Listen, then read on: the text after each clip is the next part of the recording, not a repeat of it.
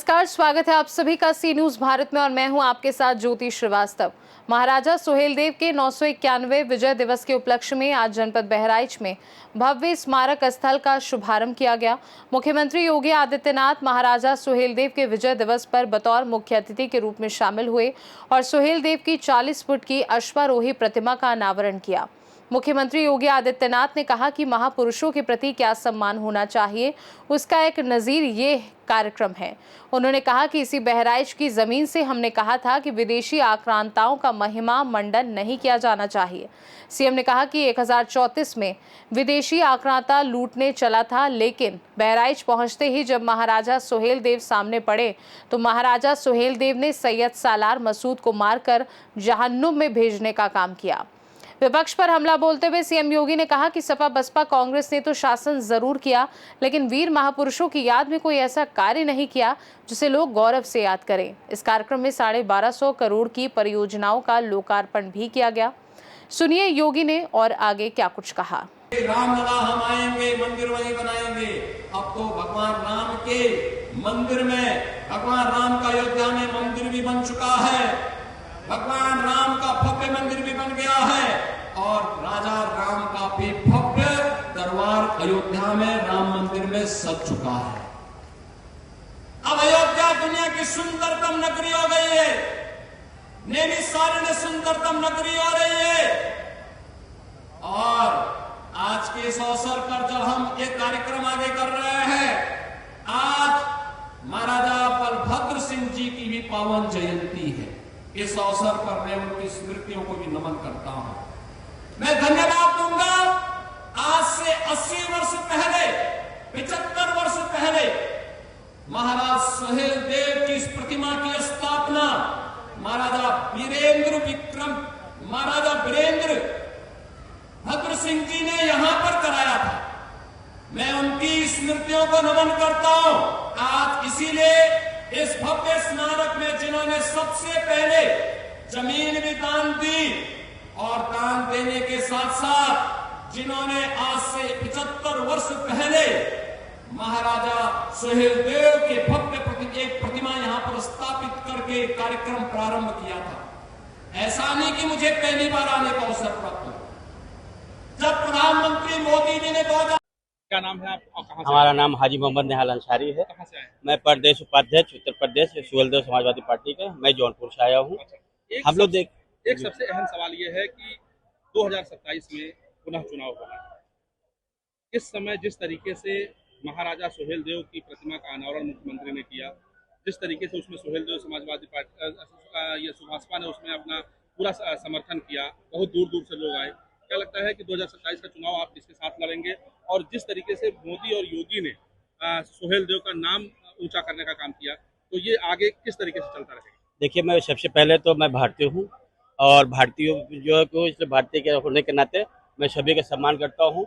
और सबसे पहले मैं प्रधानमंत्री माननीय जो है मोदी जी का धन्यवाद करूँगा। उसके बाद माननीय जो है कि योगी जी का धन्यवाद करता हूँ कि आप लोगों ने जो है जो सम्मान, जो चीज़ें यहाँ पे दिया है भारत में, वो अभी तक और लोगों ने इसके पहले जो है बहुत लोगों ने हुकूमत किया, इस तरह सम्मान नहीं दिया।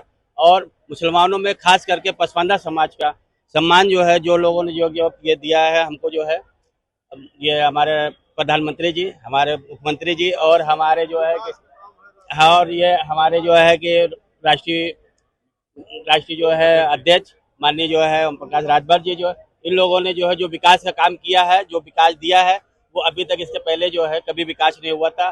गली सड़क जो है हर जगह जो इस वक्त चमक रही है और सभी का जो है कि सम्मान, सभी को साथ जो है कि लेकर चल रहे हैं। सभी का साथ, सभी का विकास जो नारा दे रहे हैं, ये अलग जो है कि विपक्ष पार्टियां हैं और जो अगले जो है कि कुछ हमारे मुस्लिम समाज से जो अगले हैं वो हम लोगों को जो है कि ला के कुछ उल्टा सीधा जो है कि हम लोगों को बका रहे हैं। तो ऐसा नहीं, क्योंकि हम लोग 85% इस वक्त जो है सभी जो है पसमानदा समाज जो है माननीय ओम प्रकाश राजभर जी के साथ है। जो है क्या नाम है आपका? डॉक्टर जेपी सिंह, राष्ट्रीय महासचिव सुहेलदेव भारतीय समाज पार्टी। मुख्यमंत्री ने मंच से ये साफ तौर पे कहा कि अब विदेशी आक्रांता का महिमा मंडन बर्दाश्त नहीं होगा, वहाँ कोई मेला नहीं लगेगा, वो 3 दिवसीय मेला अब यहाँ पर लगेगा जहाँ आप उपस्थित हैं।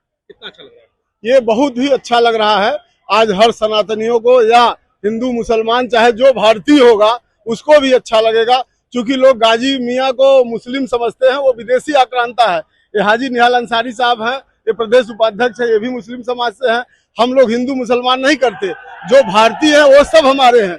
हमारे लिए राष्ट्र प्रथम है और राष्ट्र प्रथम के ही सिद्धांत पर हमारे महाराजा सुहेलदेव जो यहाँ राजा थे, विदेशी आक्रांता सैयद महमूद गाजी को, जो उनकी सेना को उनको परास्त कर उनको काटने का काम, उनके खात्मा का काम किए थे।